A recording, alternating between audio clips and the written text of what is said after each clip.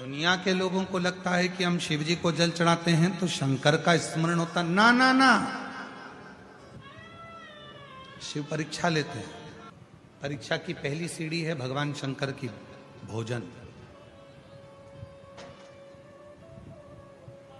परीक्षा की पहली सीढ़ी है भगवान शंकर की भोजन। ध्यान रखना इस बात के लिए। कहने वालों ने ऐसे नहीं कह दिया कि भूखे को भोजन और प्यासे को पानी और जय बाबा बर्फानी।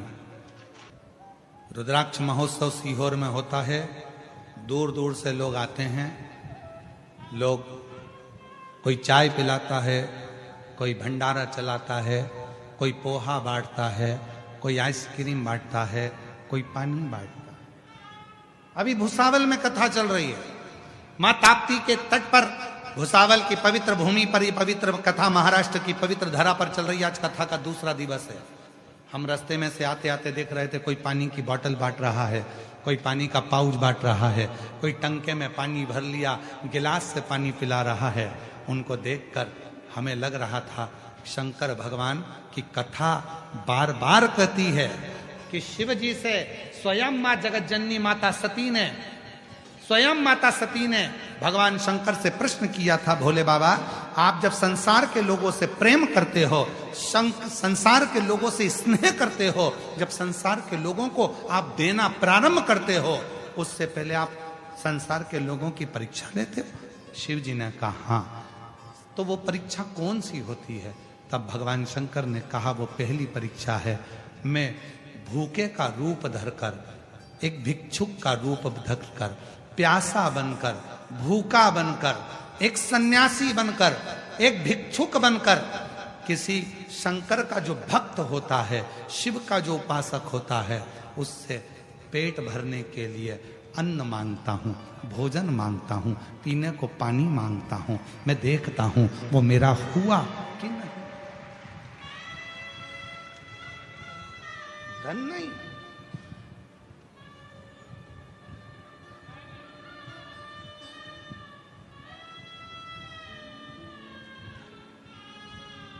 श्रेष्ठ सन्यासी,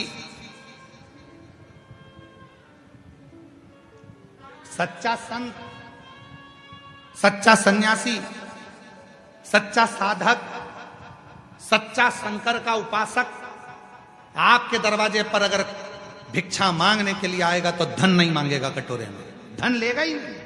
वो मांगेगा तो कहेगा कुछ भोजन हो तो दीजिए, भूख लगी है, थोड़ा सा पानी पिला दीजिए, प्यास लगी, प्यास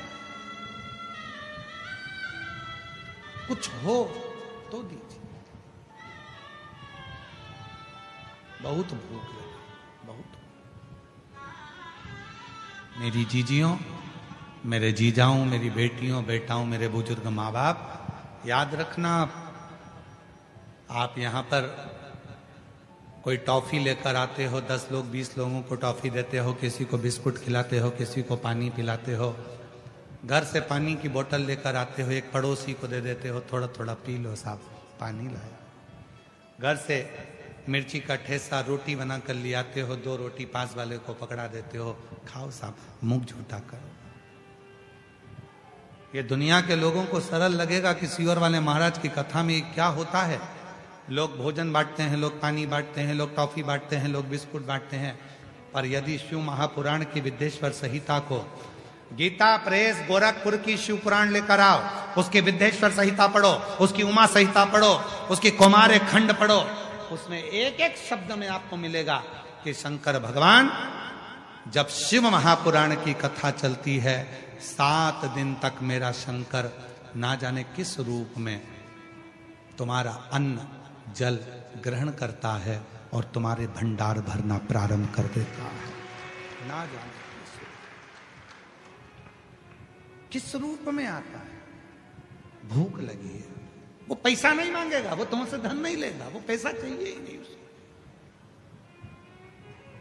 पानी पिला दीजिए, भूख लगी है, कुछ है क्या तुम्हारे पास, कुछ खिला दीजिए।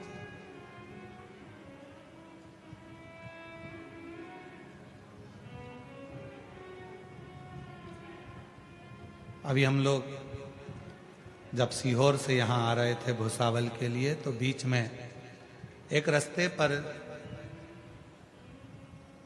हम तो विश्राम कर रहे थे। विश्राम करते करते ऐसा कोई भाव आया कि कोई बहुत प्यासा लग रहा है, बहुत प्यासा। जंगल था, बड़े बड़े वृक्ष थे, आड़ा टेढ़ा मोड़ था, पहाड़ी थी। कुछ नर्मदा परिक्रमा के 3 पुरुष 1 महिला चले जा रही थी। दोपहर ही थी, बहुत धूप पड़ रही थी।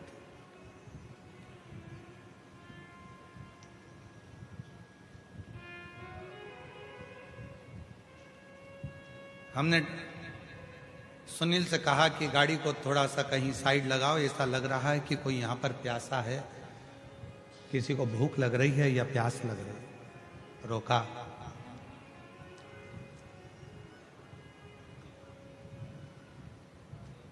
कोई महिला भी थी, 3 पुरुष भी थे, और उतरते से हमने पानी का बोतल उनको दिया, तो वो माता की आंख से आंसू झलक कर कहा, हमारे टंगल में 2 घंटे से पानी नहीं है और हम चल चल कर प्यासे हो गए। तब हमने भगवान भोलेनाथ से, माई नर्मदा से प्रार्थना करी कि कोई पानी मिल जाए, और ये पानी की बोतल मिली। हमने कहा, माँ, भगवान धन की भाषा नहीं समझता, पर भगवान दिल की भाषा समझता है। जब कोई भक्त पुकारता है तो शिव किसी